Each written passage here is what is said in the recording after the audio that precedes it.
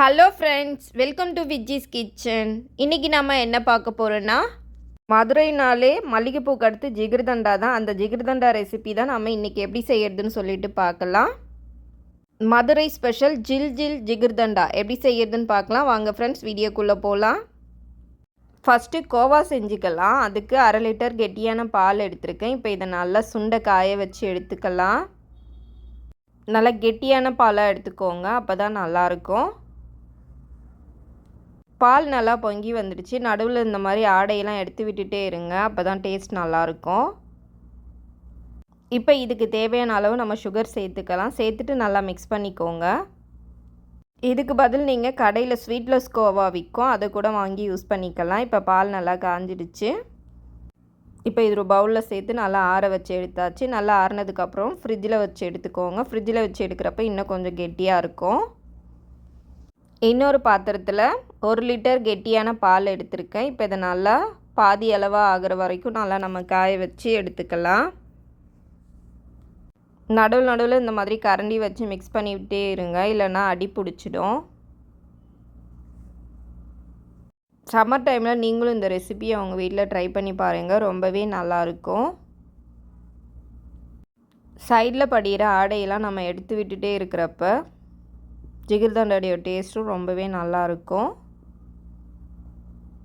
இப்போ பால் பாதி அளவுக்கு நல்லா குறைஞ்சிடுச்சு பாருங்கள். இப்போ நமக்கு இந்த பாலுக்கு தேவையான அளவு சர்க்கரை சேர்த்து நல்லா மிக்ஸ் பண்ணி விட்டுக்கலாம்.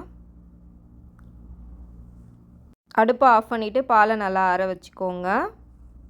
இப்போ சுகர் கேரமல் ரெடி பண்ணிக்கலாம். 1/2 கப் சுகர் எடுத்துக்கோங்க. அதை ஒரு கடாயில் சேர்த்து இந்த மாதிரி நல்லா மிக்ஸ் பண்ணி விட்டுட்டே இருக்கலாம். மிக்ஸ் பண்ணி விட்டுட்டே இருக்கிறப்ப சுகர் நல்லா இந்த மாதிரி கேரமல் ஆகி வரும். ஹை ஃப்ளேமில் இருந்துச்சுன்னா கருகிடும், அதனால் மீடியம் ஃப்ளேமில் வச்சுக்கோங்க. இப்போ இதில் கொஞ்சமாக நம்ம சுடுதண்ணி சேர்த்துக்கலாம். பச்சை தண்ணி சேர்த்தா தெரிச்சிடும். ஜிகிர்தண்டாவுக்கு டேஸ்ட் கொடுக்கறதே இந்த சுகர் கேரமல் தான், அதனால் பார்த்து கருக விடாமல் பார்த்து செஞ்சுக்கோங்க. இப்போ இதை நல்லா மிக்ஸ் பண்ணிக்கலாம்.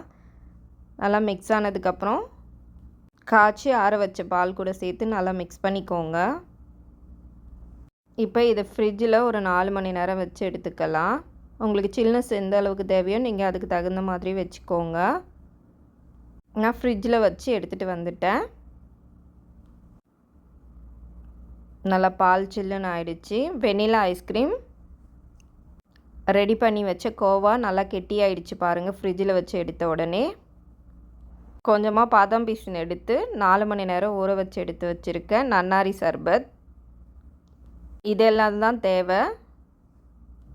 இந்த மாதிரி ஒரு கண்ணாடி கிளாஸ் எடுத்துக்கோங்க. அதில் 2 ஸ்பூன் ஊற வச்சு எடுத்து வச்சுருக்கேன் பாதாம் பீசன் சேர்த்துக்கலாம். உங்களுக்கு எந்த அளவுக்கு தேவையோ அந்த அளவுக்கு சேர்த்துக்கோங்க. பாதாம் பீசன் உடம்புக்கு ரொம்பவே நல்லது. 2 ஸ்பூன் அளவுக்கு நன்னாரி சர்பத் சேர்த்துக்கலாம். இது கூடவே ரெடி பண்ணி வச்சுருக்க கேரமல் மில்க்கு உங்களுக்கு எந்த அளவுக்கு தேவையோ நீங்கள் சேர்த்துக்கோங்க. பாதாம் பீசன் உடம்புக்கு ரொம்பவே நல்லது. உடல் சூட்டை ரொம்பவே குறைக்கும். நீங்கள் இந்த மாதிரி சம்மர் டைமில் இதை அடிக்கடி எடுத்துக்கோங்க, உடம்புக்கு ரொம்பவே நல்லது. இப்போ இது மேலே 1 ஸ்கூப் அளவுக்கு நம்ம ஐஸ்கிரீம் சேர்த்துக்கலாம். சேர்த்துட்டு நல்லா மிக்ஸ் பண்ணிக்கோங்க. பார்க்கவே எவ்வளோ சூப்பராக இருக்குன்னு பாருங்கள். நீங்களும் உங்கள் வீட்டில் இந்த ஜிகிர்தண்டா ரெசிப்பியை ட்ரை பண்ணி பாருங்கள், ரொம்பவே நல்லாயிருக்கும். நல்லா மிக்ஸ் பண்ணி விட்டுட்டு இன்னும் கொஞ்சம் நாம் கேரமல் மில்க் சேர்த்துக்கலாம். சேர்த்துட்டு இப்போ இது மேலே கொஞ்சமாக ஐஸ்கிரீம் வச்சுக்கோங்க. அவ்வளோதான், சூப்பரான சுவையான மதுரை ஸ்பெஷல் ஜில் ஜில் ஜிகிர்தண்டா ரெடி ஆகிடுச்சு. நீங்களும் உங்கள் வீட்டில் ட்ரை பண்ணி பாருங்கள். இந்த வீடியோ உங்களுக்கு பிடிச்சிருந்தால் லைக் பண்ணுங்கள், ஷேர் பண்ணுங்கள். Thank you friends.